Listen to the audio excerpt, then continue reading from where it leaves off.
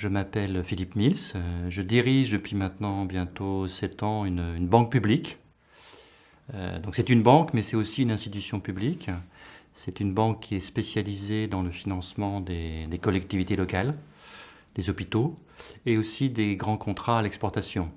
Et donc dans ce cadre, on essaye également de remplir des missions d'intérêt général à travers les activités que nous avons.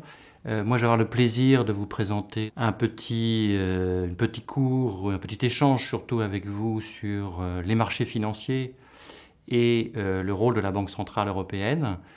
Pourquoi les marchés financiers? Parce que j'ai dans cette vie et dans une autre vie, j'étais directeur de l'agence France Trésor, de l'agence qui s'occupe de la dette en France.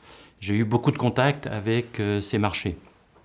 Alors, le premier point qu'il faut avoir en tête peut-être, c'est que sont ces marchés? Et là, c'est le premier constat. Le premier constat, c'est la grande diversité en fait des marchés financiers.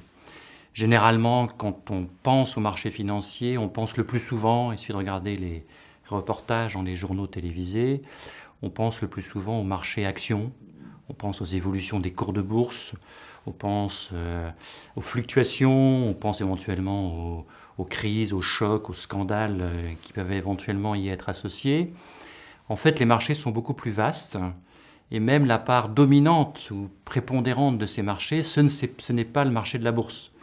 C'est le marché du financement par des obligations, par des titres de dette. Et depuis leur création, les marchés financiers, ça sert d'abord et avant tout à financer la dette des États. Donc je vais vous donner juste 2 chiffres pour l'illustrer. Le marché boursier total dans le monde, ça fait à peu près 75 000 milliards de dollars en 2018. Les marchés obligataires de dette, de financement des États, des institutions publiques, des entreprises, c'est 103 000 milliards de dollars, donc 40% de plus que le marché action. Donc le premier constat que je voudrais partager avec vous, c'est ça, cette diversité. Ensuite, le deuxième élément, c'est qu'est-ce que nous, en tant que personnes, en tant que famille, les entreprises, les États, comment ces différents acteurs interviennent, sont-ils liés au marché financier? Et là, ça sera le deuxième constat qui est que les marchés financiers sont très importants. Je vais prendre 2 métaphores ou 2 images pour l'illustrer. On peut considérer que les marchés financiers, en fait, c'est le lieu où s'échange et se valorise l'information qui permet à différents acteurs soit de prêter leur argent, soit de récolter de l'argent pour pouvoir réaliser des projets. Et cet échange et cette valorisation d'informations, en quelque sorte, fait des marchés financiers des forums, un peu comme des forums sur Internet où tout le monde est connecté. Alors, comme la valorisation ou l'échange de ces informations peuvent quelquefois être imparfaits, peuvent quelquefois être incomplets, alors on aboutit à des crises. Et pour, de ce fait, minimiser l'impact de ces crises, ces marchés sont depuis longtemps des marchés régulés. Ils sont fortement régulés. Et cette régulation a été augmentée, accrue, diversifiée, complétée depuis 10 ans.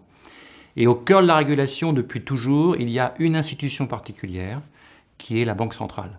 Et je vous ferai un focus sur la banque qui nous concerne nous, en tant que Français et Européens, la Banque centrale européenne.